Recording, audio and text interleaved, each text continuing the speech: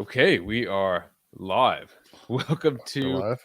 an episode of It Was Made Easy AI Friday. We're here with Darko, longtime guest of the stream. Thank you for being here. Fan of the show. Fan of the show. Yeah. Hey, Steve. Thank you so much for having me. And it's always a fun opportunity to have some fun with you here on the stream. I'm just trying to make this little tweet here. No Steve problem. JB is your. There we go. I always join us. Okay. So, how are you doing, my friend? Oh, it's been a really, really good week. Let's see Yes. what was so good about. We had some friends come into town yesterday. That was fun showing them around. That was sort of a spur of the moment thing. So that was nice. A lot of interesting announcements. We're on this, once a week finder fixer announcement cadence. So that was fun. Mm-hmm. Yeah, I could show you. I'm working on an interactive tutorial about RDS, and I had printed this RDS logo. Oh, that's an old logo. Yeah, I see that. Yeah, exactly. So I had to print that one. There we go. That's pretty cool. I'm still fascinated how you print all of those AWS logos. It's just such a great thing. Like I'm a very amateur 3D printer aficionado, so I've never printed anything with more than a single color. My biggest printing print ever is this. Oh, so wow. this is Okay. my biggest printing achievement. It is a little kind of a, what is it called? These are LEDs underneath. Yeah. It's a little LED mesh, and this is the biggest thing I've managed to print. So It took me like a couple of days to do it. I'm but putting yeah. you on my bigger monitor. That's why I'm looking off to the side. Yeah. Okay. So is this going to be a screen? Oh, actually, let me show it to you. So I have it running. Yesterday, I did a stream with Jeff Barr, and we had this thing where we were showing off stuff we built, and this is one of the things I built. So let me get back to it. Okay.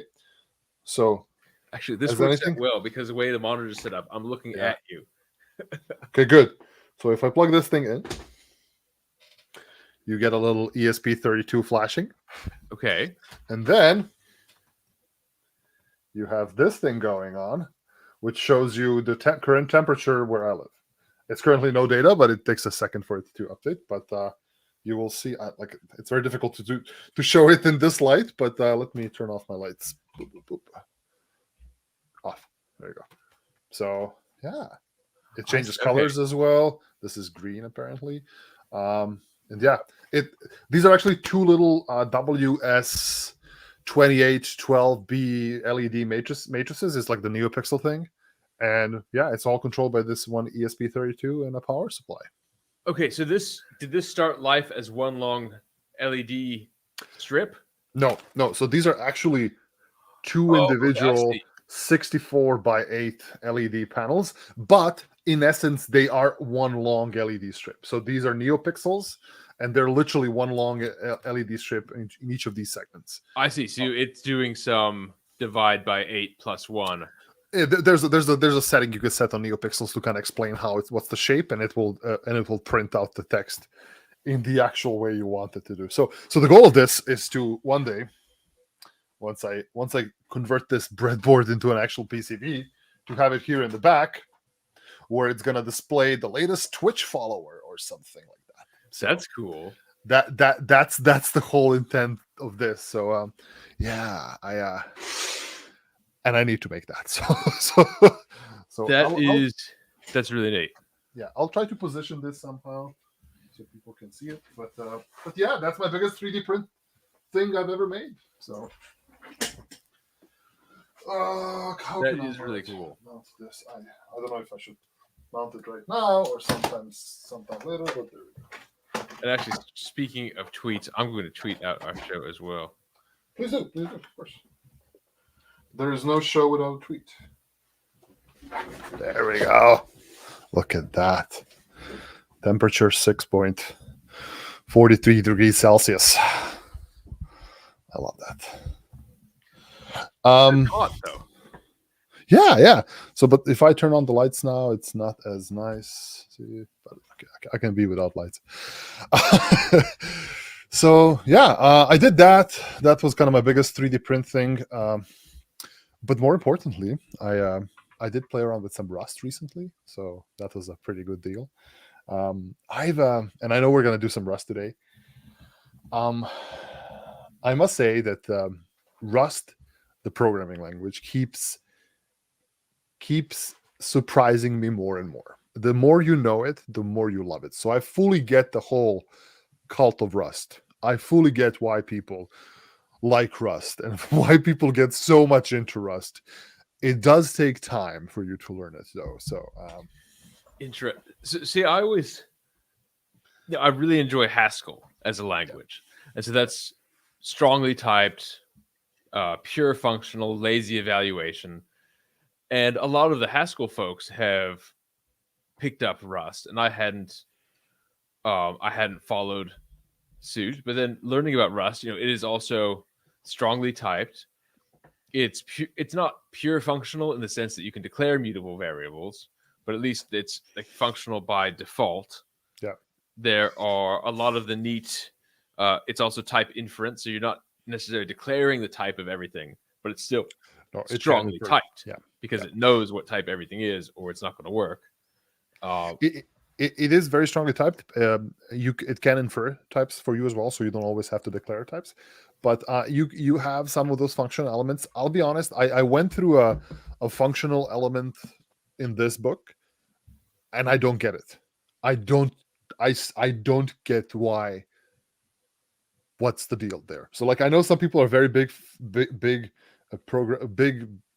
big on programming a functional style, but like, I have no idea what's that for. Like, I don't see the benefit. So, like, here it has an example of closures, which is closure is like a function, but it's kind of a different function. So, from what I understood about closures, is that a closure can be a function declared within a variable. A function declared. I have no idea. Yeah, like, so, like, instead of doing like the normal thing, fn whatever, you start with let, you declare a variable, you give it a name, and then in the body of the variable you have a function. So, like, I still don't know what's the deal with functional programming. I really wish somebody would tell me this is the reason why we're doing functional programming. But yeah. Well, here, let's do this. Let's open up Emacs. Okay. Let's ask. Let's see. Let's create a new file called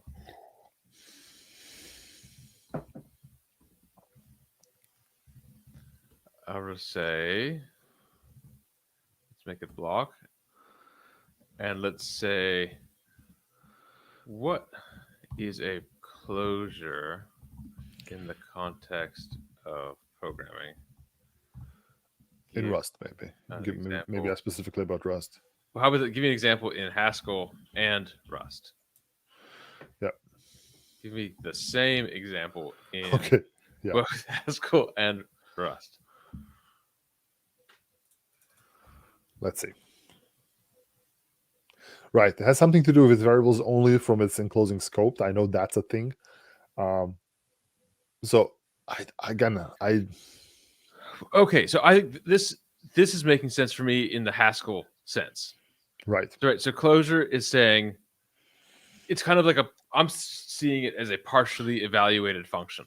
And that's what we call this in Haskell. This is partially evaluated. Okay. So we have a closure, which is of type a function that takes an x and a y and gives you an x plus y. Okay. It's a function called closure there. Okay. I should bump up this font size, shouldn't I? Slightly, yes.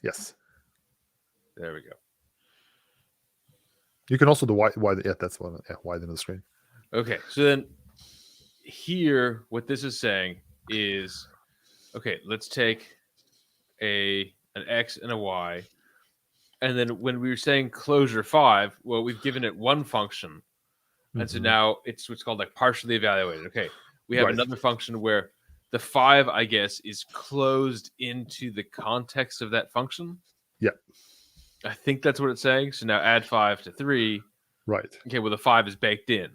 Right. For this other function. So I think in Haskell, we can use the word partially evaluated functions. Okay. And there's also a term called currying, which I think is named after the logician Haskell curry, where Okay. currying is like this moving around function arguments. Let me Mm. ask it actually. So Oh, okay. so Yeah. Rust.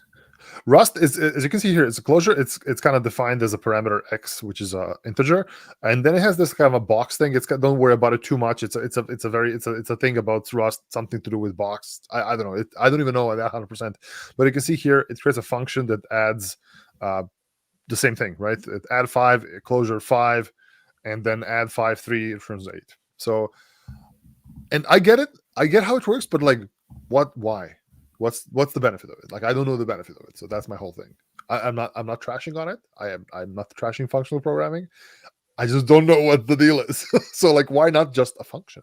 Like, why would you create a function called add 5 and do closure 5? I mean, maybe it's just a dynamic function that you can just kind of constantly change what is being happening by passing it a parameter when creating it or something. I don't know.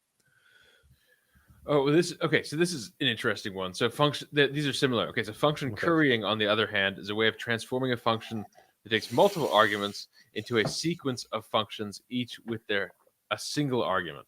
So I think in closure, it's like saying, okay, you're putting you're kind of introducing one of the variables into the function, Okay. but the other ones are free. And I guess with currying, I think what it's saying is, well, you can kind of do that with every argument. Yeah. Yeah. And so if Yeah. you have some adder function that takes 3 things, where you can lock in, okay, well, I want one of those things to be 1, Okay. and then you end up with a function of 2 things, and then you can close that over 2, and so okay, it's 1 plus 2 plus something. Yeah. Yeah. Yeah. Again, I need to get into it. I've just had that little slice of knowledge about closures in Rust, but other than that, I have no idea. But yes, a lot of the folks from the Haskell world have gone into Rust, and you will see, like, do you have Rust set up, or do you want us to set up Rust on your side? I have run the Rust script. Okay, so Rust up. So you did Rust up. Let's see. Yeah, let's see. Yeah. Rust. Do I have something? So there's such thing Rust C and Cargo. Rust C. Oh, look at that. It's not there. So let me show you. So you need to go to rustup.rs, or maybe you have to just source something. Yeah. Let's see. Source. You just have to curl stuff, right? You can just I did that part. It's what is it? .cargo. .in. Okay. Right. Oops. Let's clear that.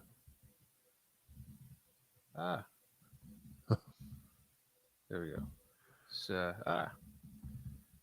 okay. So let's see if this is working. Rust C. Yeah. Rust. Like the compiler. Yeah. C. Okay, good. Okay. Awesome. We're ready. Okay. So let's go ahead and create a new Rust program, and we'll start from there, I guess. Like, we installed it, and to install Rust, you go to rustup.rs, and that's basically it.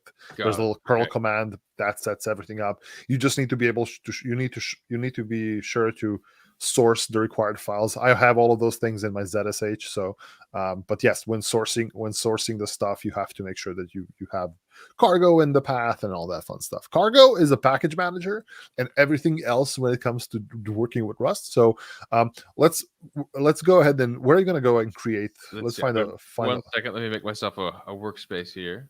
Okay. Let's see. One second. Get the dev.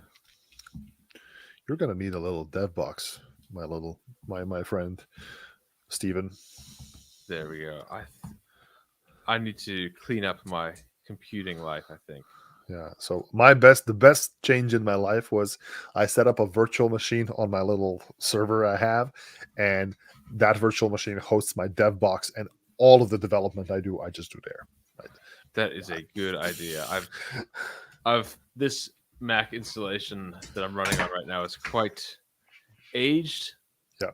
And has a lot of cruft. I need to get rid of it. Okay. So let's see. Let's go back to before I go down this rabbit hole. Here we go. Okay, I can put this on the screen. Let's see.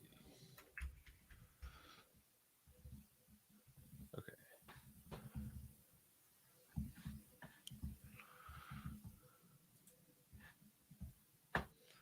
Okay. I'm going to put this on screen. Okay, let's bring the screen back. Okay. So Right. I'm So in Bedrock dash Rust. well, so first of all, go back to dev. Okay. Remove Bedrock dash Rust. RMRF Bedrock. We're gonna do this the Rust way. Okay. Okay. Cargo new Bedrock dash Rust. There we go. Now go into Bedrock dash Rust. Here you can see there's a couple of things. There's the cargo.toml file, which is your package.json, basically where you manage your dependencies. Right. In this case, you set up a couple of things. We're gonna be adding a couple of dependencies here in a moment. But let's go ahead and open up our source files. So all of your Rust source files are existing in src main.rs. That's the entry point. As you can see here, you have the main function called, well, just main, and it just prints hello world. And that's Rust for you, right? Right. If you do cargo run, it's gonna just run that. So cargo run is going to run. It's going to look in the source directory for main.rs. Is that like a default thing? Yes, exactly. It's going to compile and it's going to run. So remember, this is a compiled language, so it has to compile. Look at that. Beautiful. Awesome. Perfect. So let's go ahead and do some stuff. Okay. Now, when it comes to Rust, a lot of the stuff where people get started with is crates.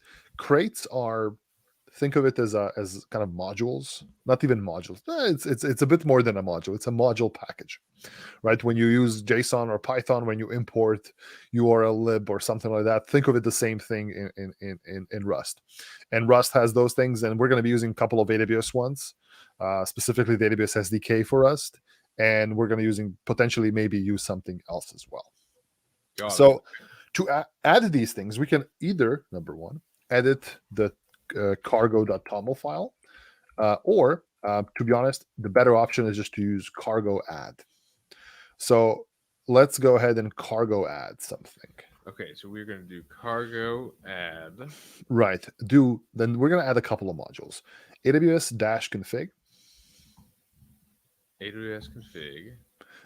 But it is not config. This is very important. It is not the service known as config. No. It is something else. It is configuration. I hate it, but okay.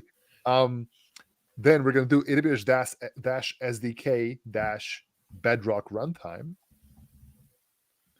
Bedrock dash runtime? Yep. No, sorry. No dash. For some reason, there's no dash here. So, and then we're going to add one more. It's called Tokyo or Tokyo. It's written Tokyo. Yes. And then, for Tokyo, we need to add a couple of features to this specific thing. So after Tokyo, do a dash features. And then I think you just need to do full. I think that's how it works. Yes. So hit enter. No, you have to do Tokyo. Sorry. I need to see what's the way to command, because that's one of the ways to do it. You do Tokyo. Sorry. Sorry. No, you do Tokyo. That's okay. Then delete the full. Okay. Space dash features. Tokyo/full. Yeah. Got it. Okay. That's okay. So now it has enabled all of those packages that you need. So if you open up your cargo toml, you will see all of those things nicely sorted out there. So hopefully. There you go. Nice. Awesome. So we are ready to do some stuff. And okay. Whenever I show people Rust, I always like to apologize first, because Rust is very difficult to start with, but it is amazing to finish with. So initially it's going to look like, why in the world do we have to do all of these things? But Rust is all about safety. It's all about making sure things work. So we're going to go ahead and import a bunch of things here. Well, it's not actually, the word import is not the import or something. Yeah, not that. It is a bit more complicated than that. So we're going to be using a couple of things. We're going to use use. Use is the import word. So use, and let's do AWS_config. Now 2 columns. So 2 columns, which is right? That's namespacing. Namespacing. Right? Namespacing. Yep. Okay. Do meta. another namespace symbol. Region. Okay. Another namespace symbol. And then capital R, region provider chain. It's a camel case. So region provider chain. Yeah. So you have an L and an R at the beginning, so you can delete those. Yeah. Remove the L as well. You don't need the L. Oh. Awesome. So what is this? This is yes. Thank you. What is this? This is a way for us to select a specific region because Rust is so safe. It actually gives us a couple of options when we're selecting region that we ensure we select a region. We do not fail on that. So, and I'm going to get to that in a moment as well. So, okay, now let's do another use is AWS config. So go next line, use AWS config, the same thing. Namespace. Now capital B, now let's do a camel case, capital B behavior version. Now, is it British, like behavior, or like American behavior? Yes. All right. Yeah. And that's it. Just close it. Cool. Awesome. So these two things are being used here to kind of set up the SDK, right? Number one for like setting up the region, and number two for setting up some specific defaults when it comes to clients.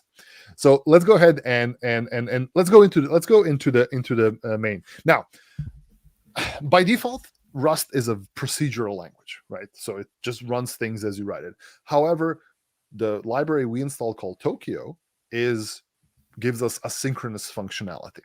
Now, I have no idea how asynchronous functionality works. I get why it exists, but it's always a weird thing for me. So we're gonna be implementing asynchronous nature into our comment is just / 2// yes.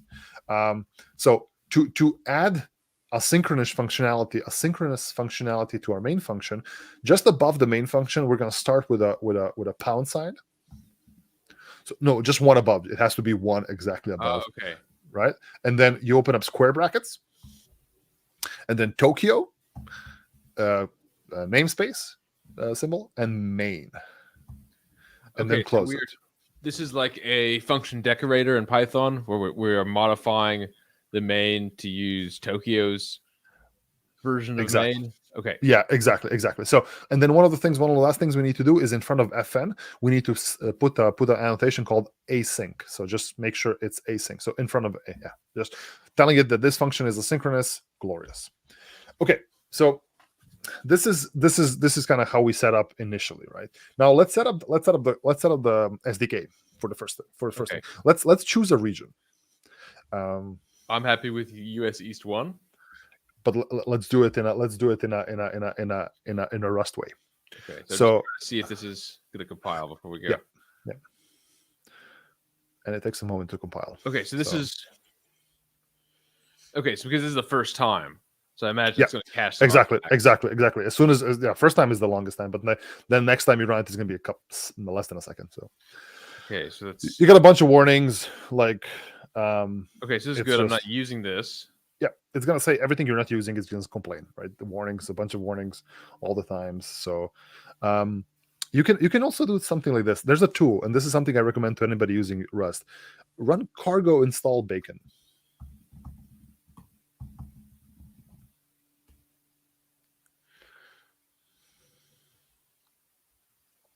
Bacon is a wonderful little. Think of it as a window into your compiler. Okay. As long as you have Bacon running within the same directory, it's going to constantly output compiler warnings. And it's great because the compiler in Rust is the best thing ever. Rust compiler actually makes you feel smart. So, okay. Why didn't it want to do cargo target deer? Maybe here. So maybe the problem here is I think I know why. Because we are in the project directory. Bacon can be installed. Bacon can be installed globally. So anywhere. If we do brew install bacon, I think we can use brew. Hey, you can use. 1 second. Let me see if it's the same bacon. Yes, you can use brew install bacon. brew install bacon. I'm installing something named bacon. Yep, that's it. That's the same thing. Yes. So brew install bacon should be just the bacon tool. All right, I have done that in just- another window here. So try Bacon. type bacon. There you go. Ooh. Okay, it could be an Emacs thing. No, this is not a proper terminal. That's why. Okay. So, then, well, what's I yeah. doesn't matter. Just so you know, bacon is going to be your tool to check compiling errors and warnings as you write your code. I've got. Let me share my other screen here. If I stop screen real quick, I need to have a better way for StreamYard to quickly switch which screen you're sharing. But this is what bacon looks like. Yes, exactly. And if you press the letter C, try pressing C.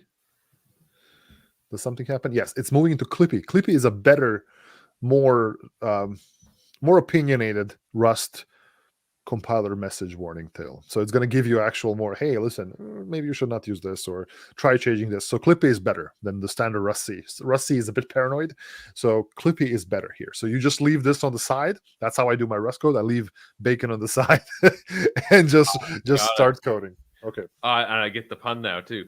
Yeah. So let's go back to Rust. All right. So let's have a look. We are going to go back to .rs. Yep. Well, you have to switch your windows as well, just so you know. Oh yeah. Thank you. Pro tip: get yourself a smaller 1080p screen, one of those portable ones, and just use that. The whole screen. Yeah, that's going to make it easier for you to switch. The way I do it is I put things in like full screen maximized and on Mac OS, and I can just kind of flip between workspaces. It's the best way. Yeah, I think that makes a lot of sense. So perfect. This thing's run.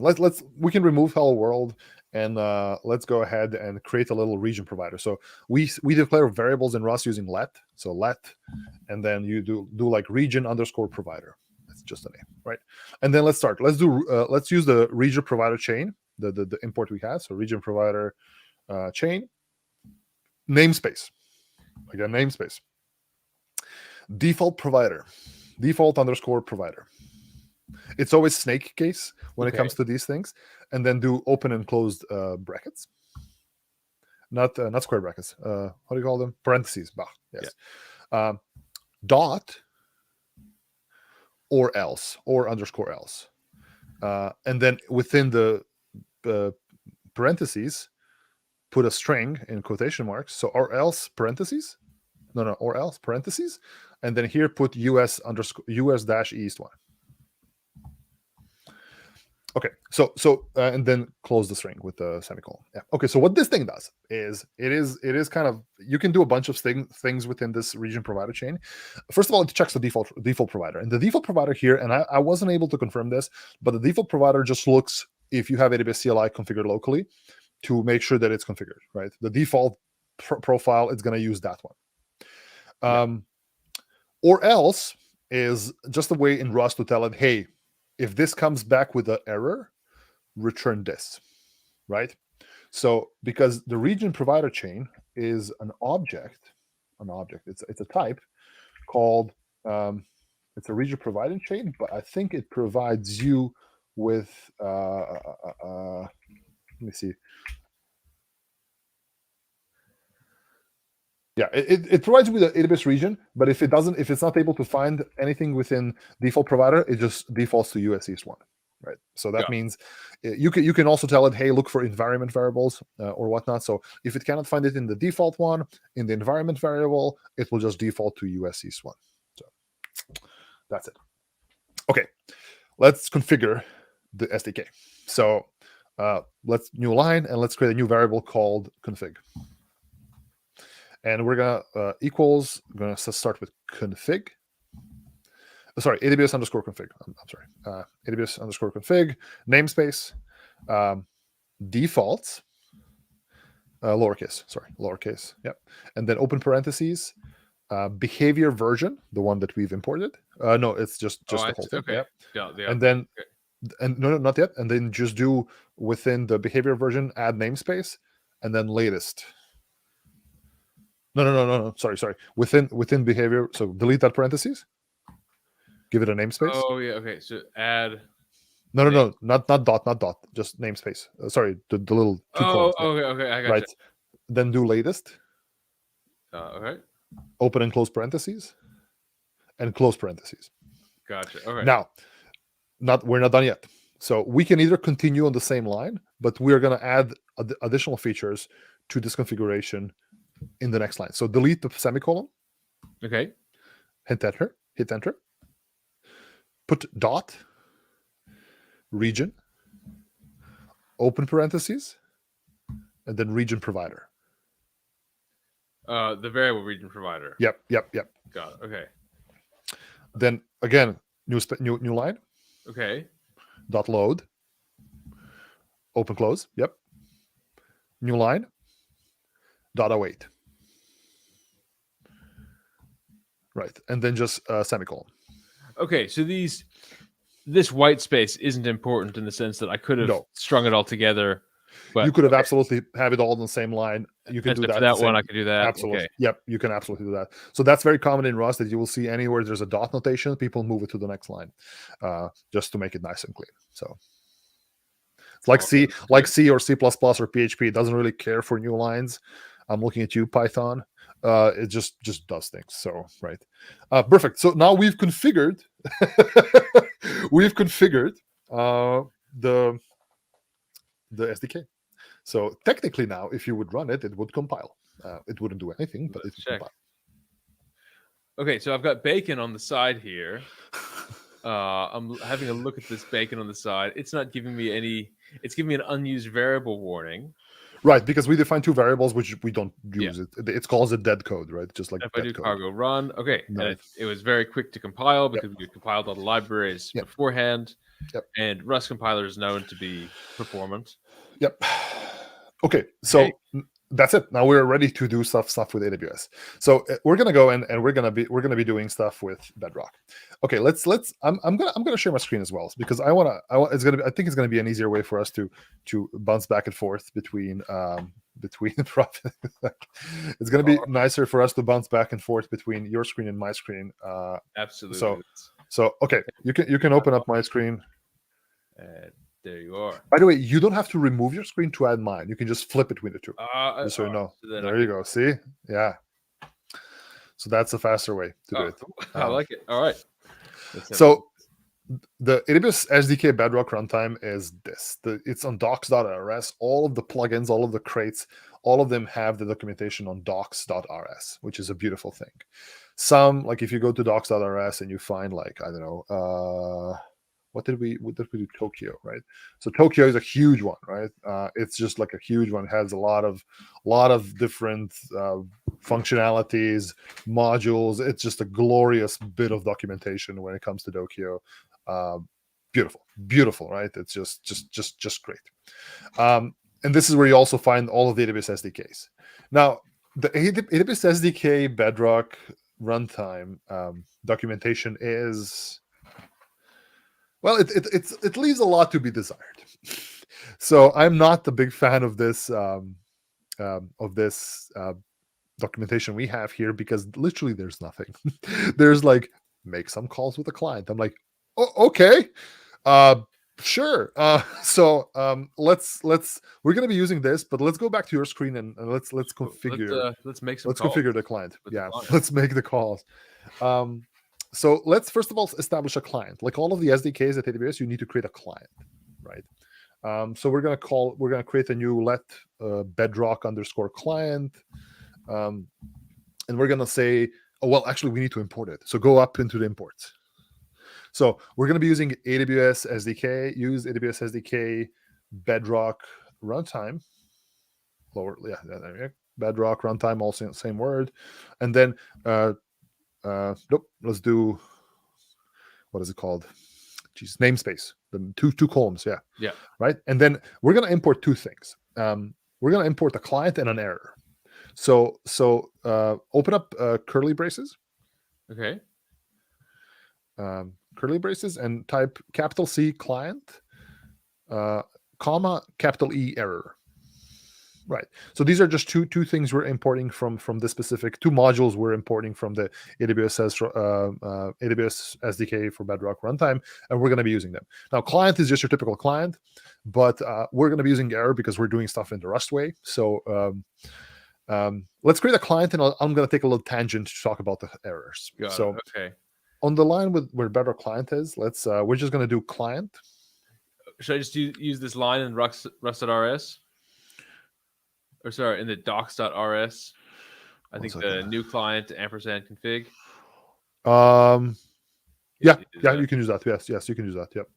This guy. So yeah, but you don't have to include the whole namespace before, so because we already imported it. So that. You just need, that's it. Yes. So and here's a couple things you need to know. So ampersand config is Rust is notorious when it comes to memory safety. That means unlike C, it does not have a garbage collector. Sorry, C++. It does not have a garbage collector. So you have to, there's no such thing as like garbage collecting and cleaning up memory. The way it kind of manages memory, it's a pointer. Right, exactly. It is a pointer because what happens here is you are actually pointing to this value, to the config. You could, if you would just pass the value, like if you would remove that config, nobody else would be able to call it, right? Because what you're doing there, you are giving it to the function, right? So like if you did this and you call this, right? You call this, create this variable, and somebody else wants to go and check the config variable, it's gone because it's moved. It has moved into the Bedrock client, right? That's it. That's how it works. Like you can return it potentially from a function, but that's not how it works. Better, it's just to borrow it. You just borrow it. You say, "Hey, give me config," and that's it. Like it cannot change config or anything like that. It just borrows it, and then it does stuff with it. There's a bunch of rules around that, and if you want to learn more for folks out there, this is the book to learn. This was the Rust programming language. The Rust programming language. It's by Steve Klabnik and Carol Nichols. It's the book on Rust. And this is usually where a lot of people, when they start with Rust, they're like, oh, "What is this?" But yeah, it's kind of a pointer, but it gives you the ability to work with variables without having to worry about are they going to be taken over by somebody else or not, right? Now, are we going to have stars? Because I always think of the star and the ampersand as being paired. So yes, but I rarely dereference something, to be honest. You can dereference stuff, right? You can just kind of dereference it from that. But to be honest, it rarely happens like that. I have not used it yet. I'm sure people have a way to do it, but I have not done a lot of dereferencing. If you play your cards right, you should never dereference anything. So yeah. Okay. So now we created a client, and now we need to do something with the client. And this is where my problem comes in. The documentation, and you can switch to my screen, is terrible. So if you go to modules, you go to operations. Well, you go to client, right? Here's the client, right? It clicks config, and nothing else. There's nothing. There's nothing here. Okay, let's go to operations. Haha, invoke model. That's what we need. Click on the invoke model. Okay. There's a struct. A struct is like an object. Okay. Okay. It has a new implemented in like a constructor function. Okay. Okay. I don't know what to do with this. Like literally no example. There's a builder module which kind of builds the input for the invoke model, but doesn't say anything. Like, okay, invoke model. Oh, okay, cool. We get something. All right. Invoke model input is an object, a struct. Oh, it has a body. Okay, I recognize that. It has a content. Oh, I recognize that. Oh, cool. Okay. How do we use this? The documentation doesn't say at all. So, yeah, boy, here, after a bunch of back and forth, I have figured it out. So, right. Let's go ahead. I'm gonna teach you how I did it, and we can type it out together. Let's see it. All right. So go back to your screen, and I'll tell you what to do, and I'll explain what it is. So, okay, before we get into that, I want to do one more thing. So, back to Rust. Rust is Trust, exactly. Rust is this, again, very secure, very great language that does a lot of things. So for example, our main function here just returns nothing, right? Just nothing, just runs, and that's it. Yeah. To be better with our Rust application, we need to tell our main function to return something. And in this case, we're going to return an object called result. So let's go back to the line where we define the main function. Okay. So after the main parentheses, so put a little dash and just a little right pointing arrow. Yes, and this is how we define what is the return type of this function. And the return type is going to be a result, capital R, result. Open up with a less than sign, two open and close parentheses. Okay. Like that, and then comma, not two, just one. I'm sorry. What? Comma, and then error. Okay, so this is saying this is an empty tuple. Correct. And an error. Okay. Correct. So so anything that comes out of this main function is going to come back as a type of result, and the type of result is basically an enum, not the tuple. It's an enum, an enumerator, with two options. One option is okay, and the other option is error. Right. So the first option is okay. If this was successful, it's going to return whatever type we defined in these parentheses. We've defined nothing, so it can return whatever it wants. The second thing, if it's an error, it's going to return an error, but in this case, a specific type of error, and that is the AWS SDK Bedrock runtime error. Okay, so you're going to love this. In Haskell, the equivalent is the either type, but I think Haskell kind of evolved, in a sense, more playfully, but also not like, it was in academia, right? People were thinking, okay, we'll actually write something. And so the either type has two constructors. There's left or right. Yes, it's exactly the same. It's literally the same thing. And I think even the book mentions that. So yes. Okay. In this case, and the reason is we can just kind of easily parse these things. Usually put it on a main function, but you will see on most functions you run, if there's a chance that your function returns an error, you put a result as the return type, and then you propagate that error back to the main function. Yeah. So okay. So then just to make this compile, go to the bottom of the main function, and just above here, put okay in open parentheses. Okay. So I saw that. Yeah. Okay. But you have to do one more parenthesis inside of those parentheses. Got it. Okay.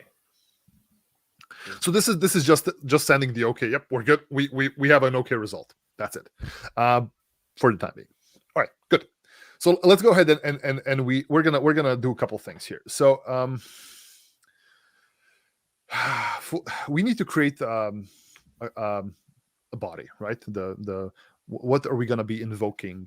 What is it called? What are we going to be sending it to the model? Right? We should talk to Titan.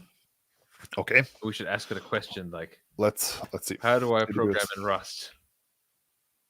Well, I want to be able to ask it a question like about Rust. Yeah, let's do it. I think let me just find how do you call Titan. So each model has a specific way to invoke. I'm going to send you a link here as well so you can see it. But each model has a specific way to invoke it.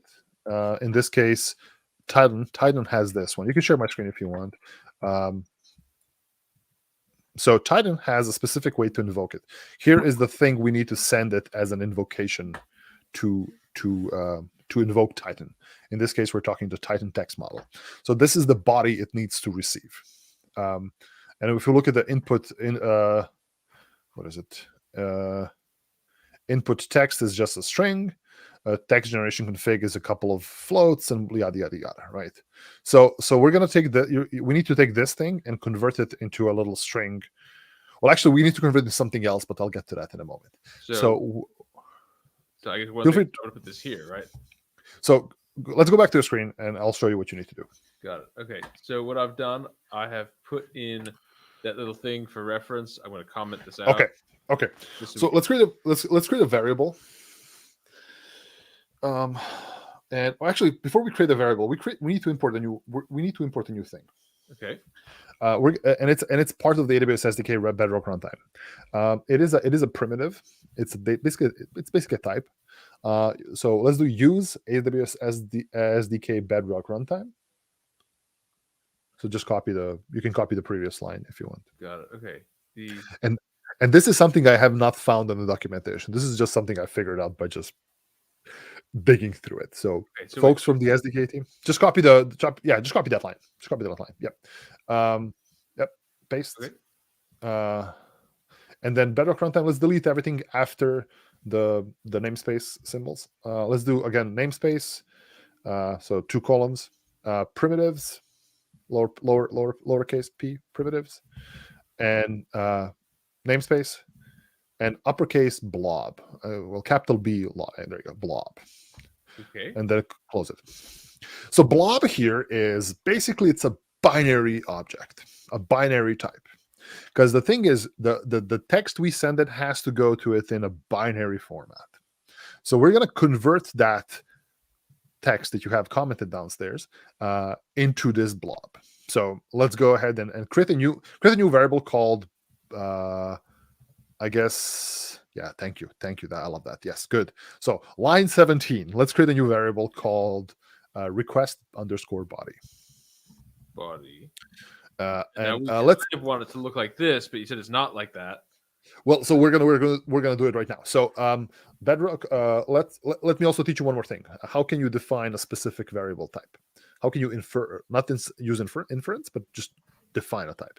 So it's easier like that. But let's delete all of that. Delete the equal sign as well. Got it. All right. And do after response body, just add a column, just a single column. All right. But next to it, just completely connected to it. Yes, like that. Okay. Then space and then capital B blob. But make a space between the two. Yes. So is this a type annotation? It's a type annotation. So we're telling it this variable is a blob. Then equals. And then let's do blob again, capital B. Double column, so namespace. Yeah. New. Okay. And open parentheses.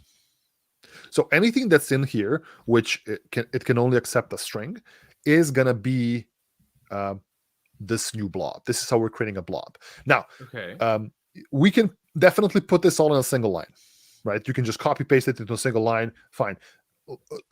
However, Rust has a better way of doing this kind of a multi-line JSON deal. So after new and the open parentheses, type R and then a hash or a bracket. Yeah, there you go. Okay. This is like a quote. Right, but you have to put a quote after it. Yep. And then just copy this entire text and put it in between. Right, like that. Let's uncomment it first. Right. Boom. There. And then how do we close you put the comment and then just put it just comment. Sorry, not the comment. Hash. The quote. Yeah, just close the quotes, and then hash, and then that's it. So that's it. Oh, okay. I would put the parentheses next to it just to make it nice and clean, but that's about it. So line 28, I would just move it to line 27 as well. Okay, I gotcha. Okay, good. So what this will do, it will create a new variable, new type called request body, and it's going to be a type of blob. And blob is just a binary thing here. So yeah, and then blob has no idea that this is JSON. It's just a multi-line string. So ultimately, what blob is, it's a vector of 8-bit numbers that can be converted into UTF-8. So so okay, now let's change the input string, right? Let's change it to, I guess input text is something that we requested, right? Okay. Yeah, so we're gonna say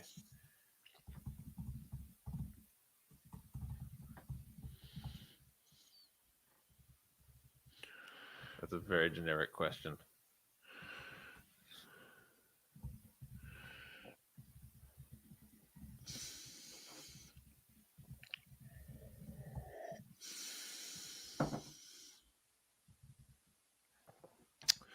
Awesome. So temperature, put it at 0. Top P, make it, I don't know, 1. Stop sequences, you can just leave it as an empty thing. And the max token count, put like 4096. Yeah, that's it. Right. So we've created this. Now, this is a very static thing. We can use Rust later on to kind of make it a bit more dynamic, where we can change and modify stuff like, text and whatnot. But this is the most important thing we need to be able to pass this on to a thing. Okay, now this was my first challenge. I was like, okay, how do I figure this one out? Took me a while to figure out how to do a blob, but once I figure out blob has a new function, a new method, I'm like, okay, that's what's gonna work. Now, to actually invoke the client, I didn't know how to do that. I had absolutely no clue. The documentation does nothing. So let's create a response. So on line 29, let's create a new variable called response or whatever, right? Let's call Bedrock _ client. Let's start with the client. Barry's team.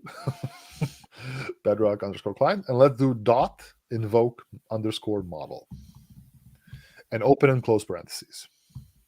Now, we can either continue within the line, or we can just hit next line and do the little dot notation, little beautiful things, right? And do body. I didn't find this anywhere in the documentation that you can do that. So the body is just request body. Okay, beautiful. Next line. Content _ type. So this is going to be application /JSON. All right. Next one. Accept. It's going to be a string. Back to the last one. Yeah, it's going to be a string. No, sorry. Just asterisk / asterisk. Yeah. Okay. One more. Dot model ID. Model _ ID. Sorry. And let me see what is the ID. Right. So I need to figure out what's the name of the model. 1 second. Let me see. How do you find the name of the model? Actually, you can do it here. So if you go ahead and share my screen if you can. Just flip to my window. Yeah. So I don't have Titan text, but view details. When you click view details, it's going to give you the actual model ID. So this is the model ID. Titan. Well, for mine, you should definitely check what's the title text. I have the light version here, but I'm not sure which is the other one that we can use. So I need to see. Wait a second. Model access. On a window, I'm definitely not going to share. I'm going to log in and double check. No, actually, that's it. Yeah, model text. Right? It's the same one. I thought there was another one, but no, I have all the models. That's okay. So yes, so it is gonna be Amazon.Titan -text -light -v1. Amazon.Titan -text -light. Yeah. Okay. Now, if you want to flip back to your screen. Okay, cool. We're not done yet. So you have to another new line .send, open and close parentheses. So when this happens, this is basically sending this request to nope, not yet. No. We're doing stuff asynchronously. So new line .await, and then semicolon. Okay, so then in the execution .await, because I have this Tokyo, so I can do this. Yep. So .await. Yep. So is this saying wait for this response to come back, or is this saying yes? Okay, so execution, it kind of has it won't go on without this. Okay. No, I don't know. Like the reason is when you implement Tokyo has an object type called a future.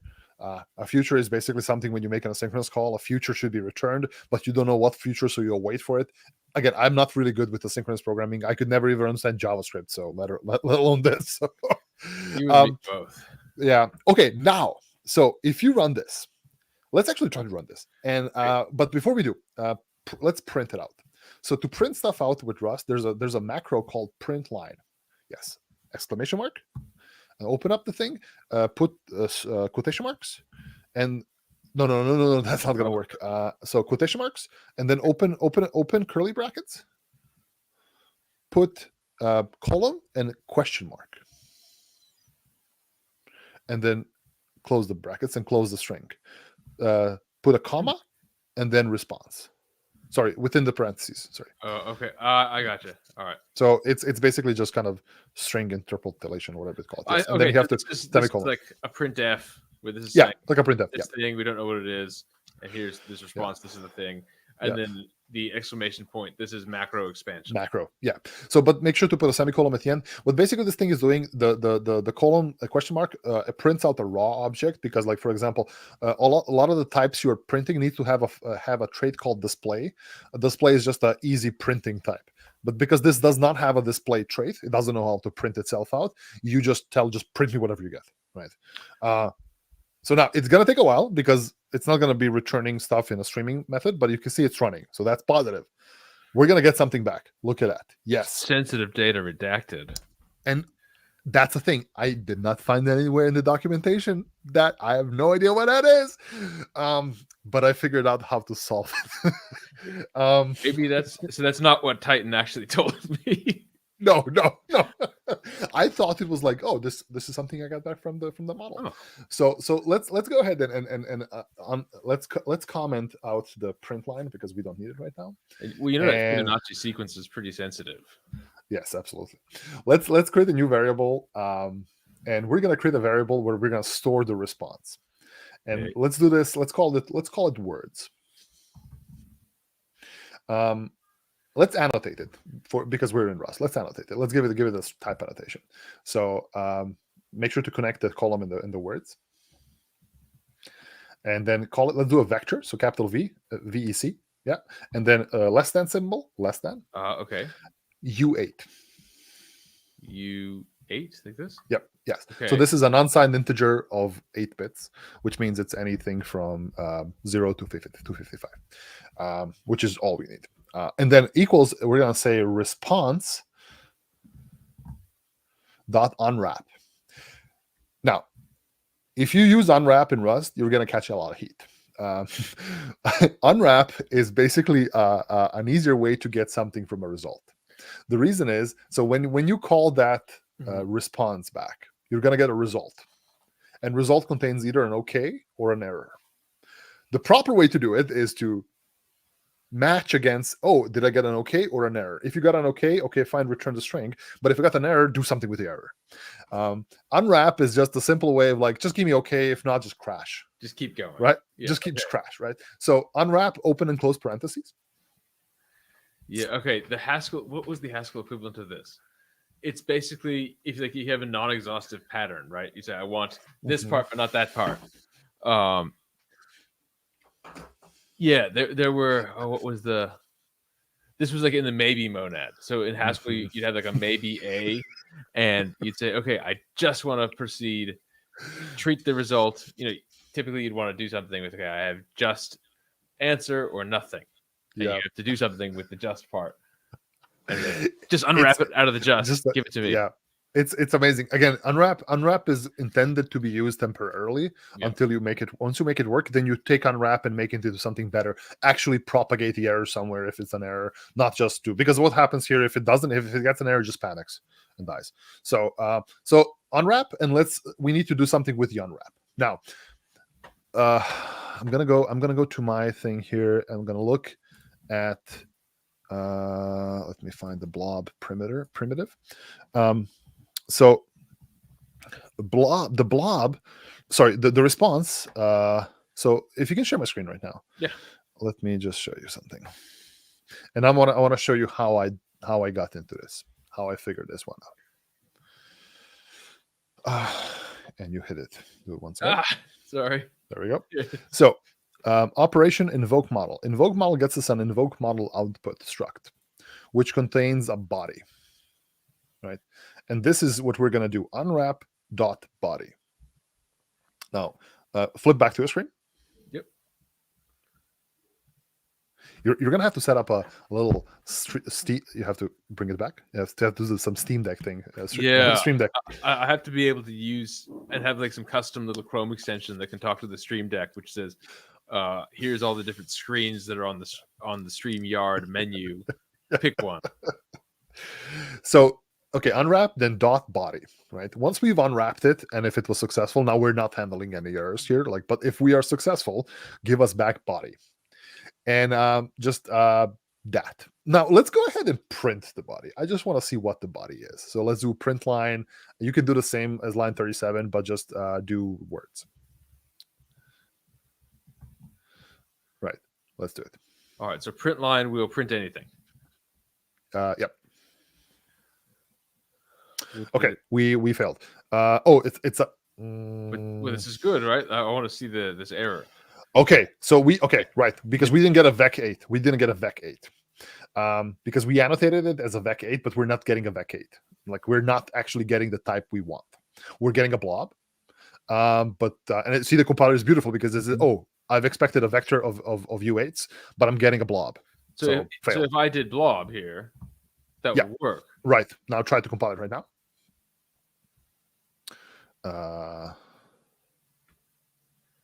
And now it's making a request.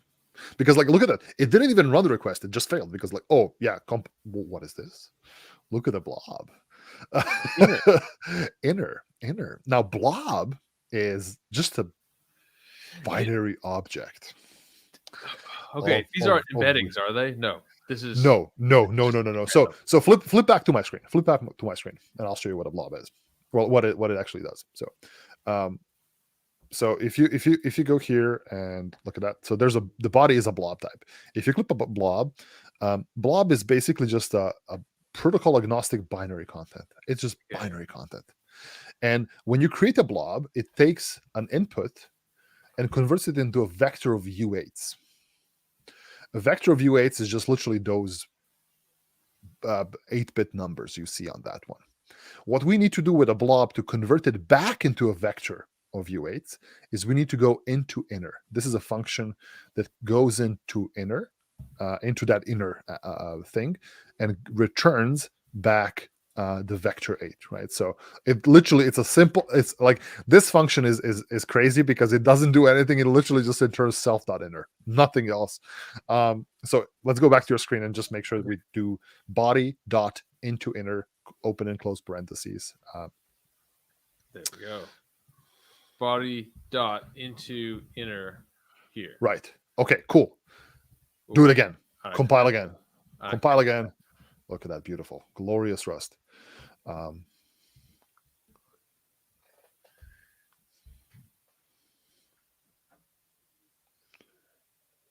This has made the request. Yep.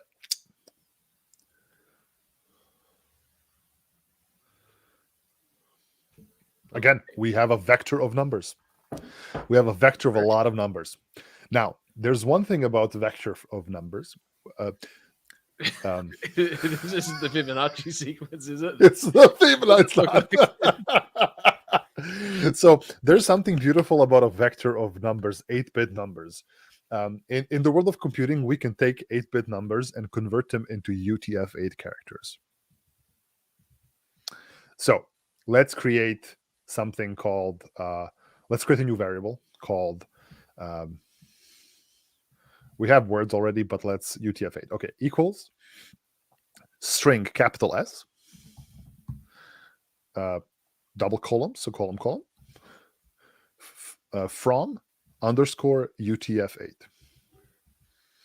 And then open parentheses and pass it words.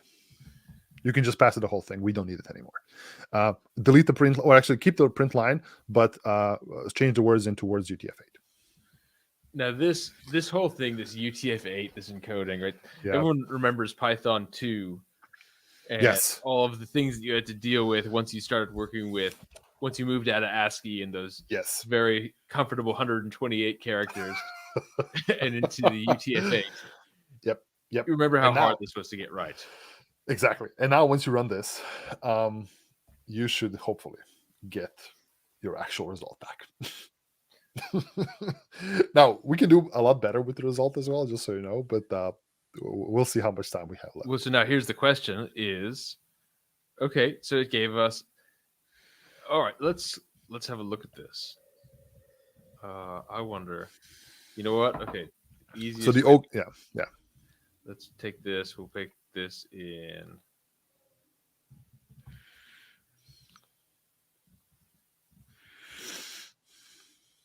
Oh, I see.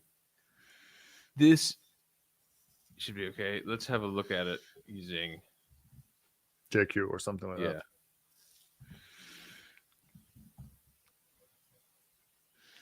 Oh, isn't it's what is it? This dot. No, I think it's just a broken JSON. Yeah. Because it has a lot of escape characters, right?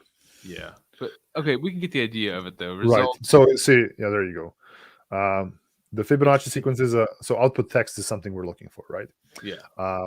Is a sequence of blah blah blah blah blah, right? Let's see if we can. I wonder if we can print this in. Well, if we print out output text. So yes, do results. It's results first element output text. So let's try to do something else, right? I think we need to go ahead here and I think we can go to the print line and remove the column and the question mark from the parentheses. Let's see if we can print a clean string.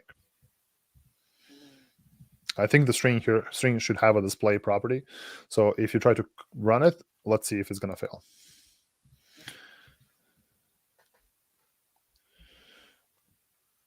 Okay, okay. So from UTF-8 cannot be formatted. Okay, so the trait standard format display is not implemented for result from UTF thing. Okay, so you may be right. You may be able to do this, right? Well, so right. So you can do So you can do the following: unwrap it. Yes, go back to the code and do dot unwrap. Right, and see if it's going to work now. Now it may also crash. Let's see. Oh, it seems to be good.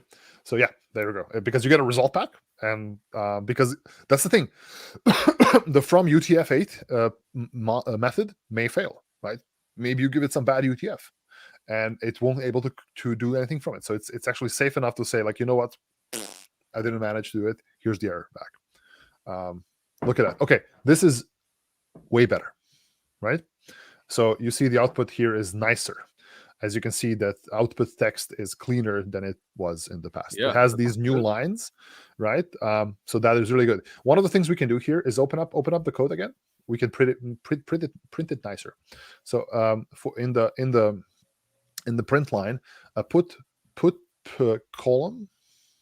Within the curly brackets, like put column, pound sign, and question mark. Try it again.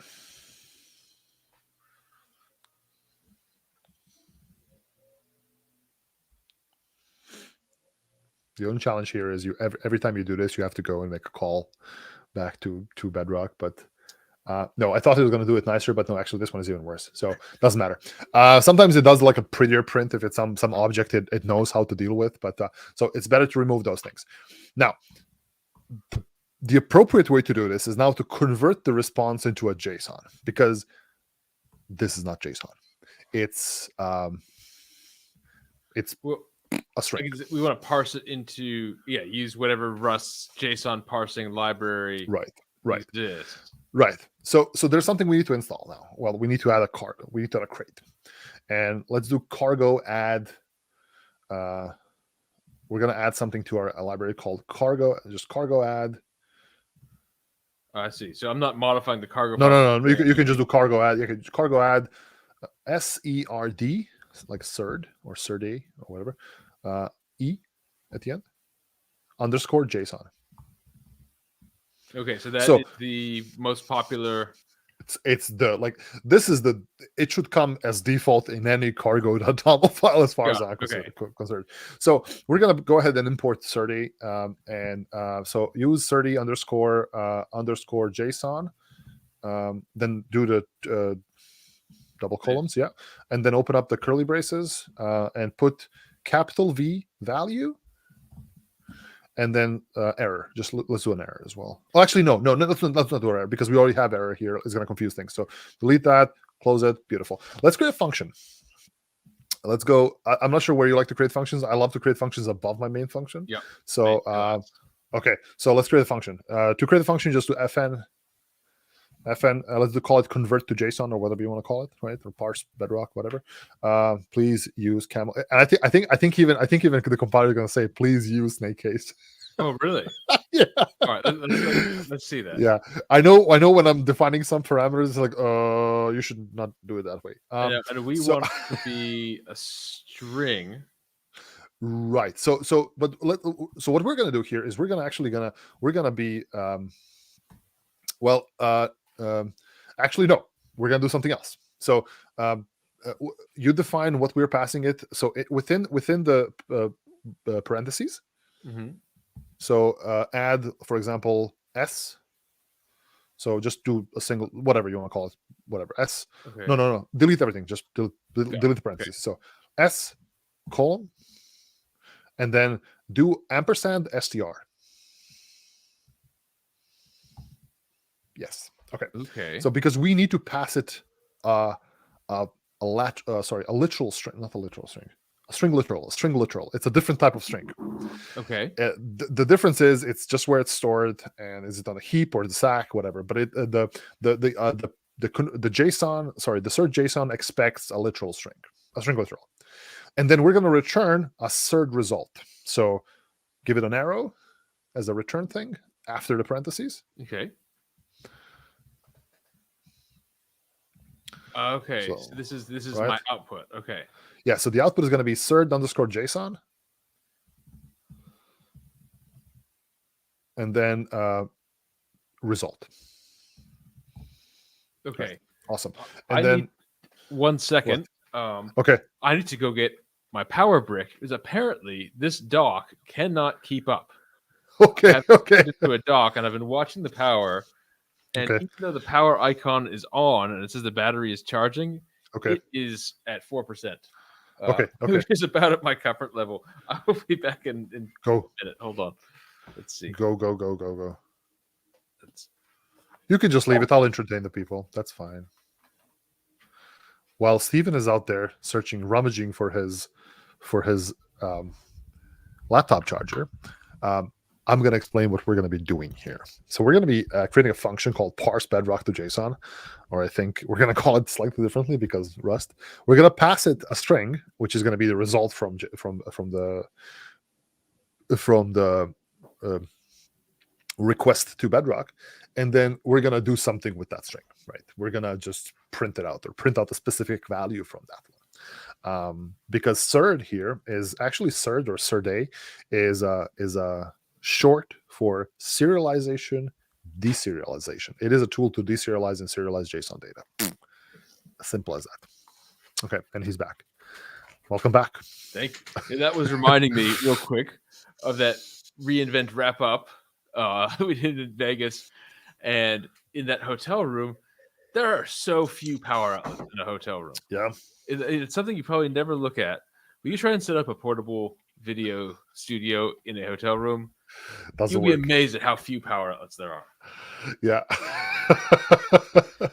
So yeah, I know. So it's always better safe than sorry than run out of power midway through your recording. Oh. Okay, so we're gonna return a result, but do a less than sign, and then empty open and close parentheses. So just anything from the result. Right? Close. There you go, and open up curly braces. And then let's open up a function. Let's start with a function. Yep. Oh, okay. Go next. Yeah. Got it. All right. And here's where we want to use one. We're gonna use cert to do stuff. So let's create a variable called let v. Let's call it v. Let v, and let's give it annotated.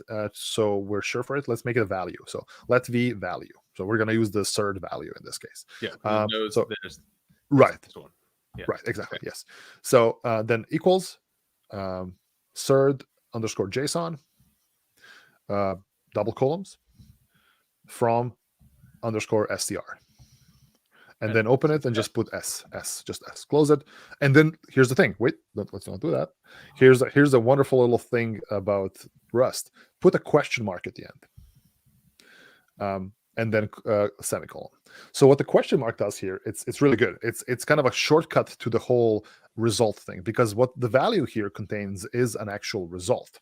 So the value, looking at my compiler here, basically gives you back a little result, and that result contains something. Now, if there's an error, the question mark is going to return the error back to the upper result, and hopefully your upper result is going to propagate it back to the main one, right?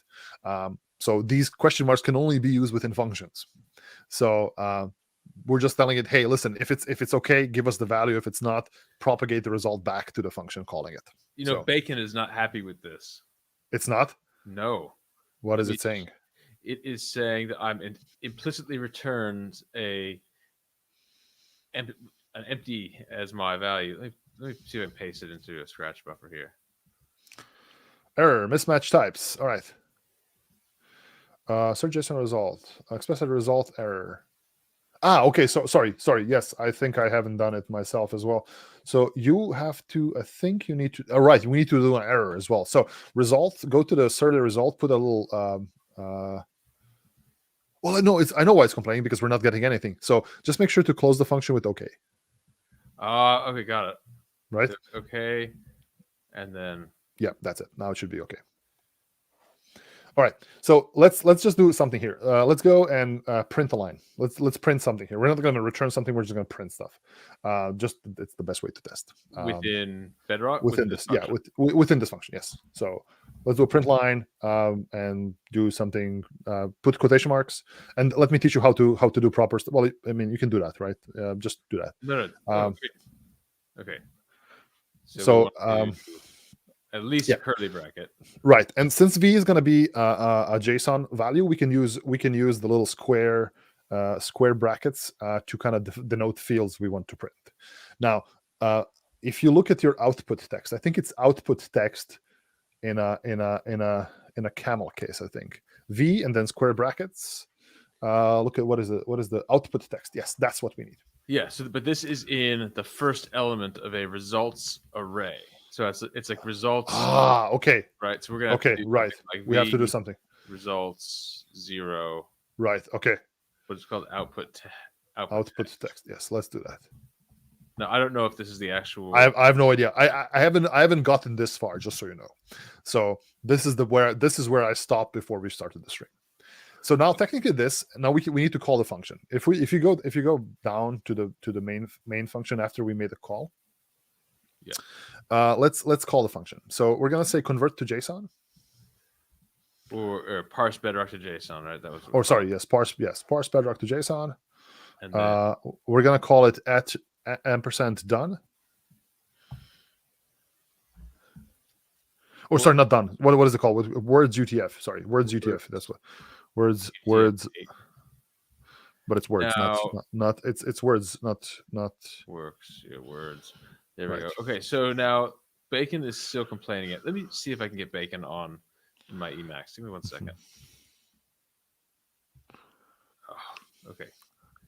Can I do an ANSI term? This is going to work. Okay. There you go. So, expected string found result string. Okay. So we have. Hold on 1 second. Alice, wait. Hold on. Alice, wait. Hold on. Alice, I'm in a live stream, Alice. Hold on. That's so horrible. Hi, Alice. That's okay. Okay, Alice. I'm in a live stream at the moment. Can you wait 10 minutes? No. I'm in the live stream right now. Huh? Another 10 minutes. Thank you. All right, great, awesome. So okay, let's see what the issue here is. V results. Okay, I think you need to use double quotes. Yes, it says it literally says you on help. If you want to write the string literal, use double quotes. So at the top in the function in the parse from Bedrock to JSON. Yeah, go to the top. Go to the top. No, to go to the function definition. Oh yeah, here. Yeah. Right. Okay, oh yeah. This is a Python bad habit. Right, there you go. And then at the bottom, I think one of the things we need to do is we need to call it unwrap on it. So unwrap on the function because we're returning result. So words underscore UTF-8 is a result. So we need to call unwrap on it. Oh yeah. Dot unwrap. Just like we're trying to print it. Yeah, I think that's it. Now we may get more errors. So I'm seeing. Let's see. All right. So values here after move. Okay, so we used it in the past. Go back to the code. So you see we have done something here. If you see the print line, we're using it, and that's the whole thing about borrowing. You called it, it's gone. It's consumed it. So comment it out. Let's try it again. Okay, I'm only getting warnings. That's good. That's good. That's potentially very good. See, does it? Yeah.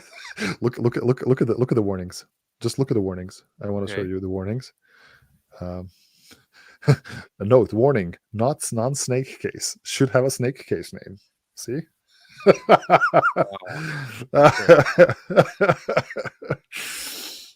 All right, that's fair enough, I guess. Yeah. Okay. I will comply with that. So let's see. Let's just run it, and I think we can wrap up the stream after that because I have to go. But I think once we run this, now it's gonna potentially compile as well. Let's see. Awesome. There you go. Great. Yeah, you got an actual result. Now it's still not the prettiest of results because it has like a new line characters and a bunch of stuff, but that's the result. But hey, what I could do to bootstrap this, I could actually change my question. Let's see. In Rust, how do I nicely print a string that has new line characters? Yes. There you go. Let's run it. Self-fulfilling application. I love this. Please don't put any new lines in the answer. It probably will put, but there you go. Of course it does. You can use the print the line function with the format. Oh, you can use the format function. Yeah. Print line. So it print line function called with the format expects the follow to be a format. Okay, so okay, let's go up. Go up to the function. I think we can make that change up to the function definition. No, just up in the there you go. So instead of print line, use format. Use the format vector macro. So format. Yep. Try it now. All right. They're slightly different. Format is a great way to kind of make nice strings, and you can also a variable can be the output of format, which is really good. Okay, so it did. All right. So we need to. So it's okay. Let's go create a new variable and print that, or you can go and print. I don't know if you can print a format, but maybe. Oh, you can, I see. It's like let f equal. Yeah. Let f if equal format, and then you can do print line. Just f. Right. And close the thing. Close semicolon. Oh yeah, that's right. Now let's see.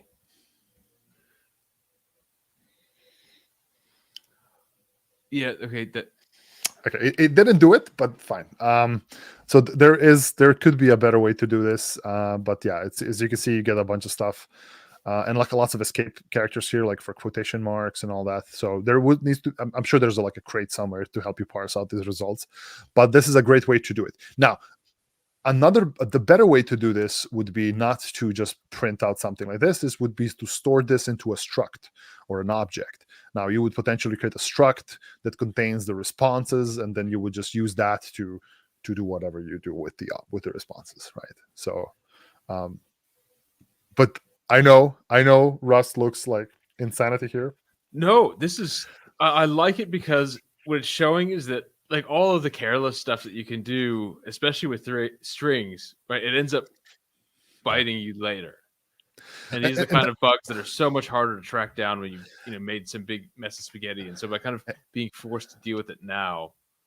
So that's the beauty of Rust, and at least in my eyes, is that Rust, again, it's difficult to start, but it is easy to finish. The reason is once you write your Rust code in a well-mannered way, the way Rust tells you to do, it just runs. You just don't have to do anything. Just it's finished. You're going to be very certain then this thing is going to be good and running and everything. So one of the greatest examples of that, if you go to to check out Rust crates, you will see like a lot of the very popular Rust crates that are being used have been updated 3 years ago. The reason they've been updated 3 years ago because they just work. There's no need to do anything; they just work. So yeah, that's really cool, right? So why do you need to update a Fibonacci sequence library? Yeah. Again, it takes a lot of Rust foo here to kind of get to the bottom of like, okay, what's a result, how to get stuff from a result, how to propagate errors. But once you do that really good, at least for me, it seems like a very, very, like it feels solid, right? What kind of, like it just it's gonna run. I'm not gonna worry about it too much. Yeah, this is great. I think this is going to be really good. This is a good starting point. I think we should do a little. We can clean up. I'll clean up this video. Okay. We'll do a joint blog post on this of like, here's how it works. Yeah. I think I would also clean up the code a bit more, just to kind of make it a bit more. I would love to have us print it out nicer or something like that, or even like a chat thing where we can chat back to it, or even implement like the streaming aspect. So, but this would be the first example that I've seen of the Bedrock runtime used in Rust. I couldn't find, like, even if you go and ask Bedrock or ChatGPT, it tells you it doesn't know. So, hey, well, we can get in there. We can be in the training set. Exactly. There you go. You're welcome, internet. Okay. Stephen, this has been amazing. Have a great weekend. And you too, good sir. See you next time. Thanks a lot. Bye, friends. Bye, everyone.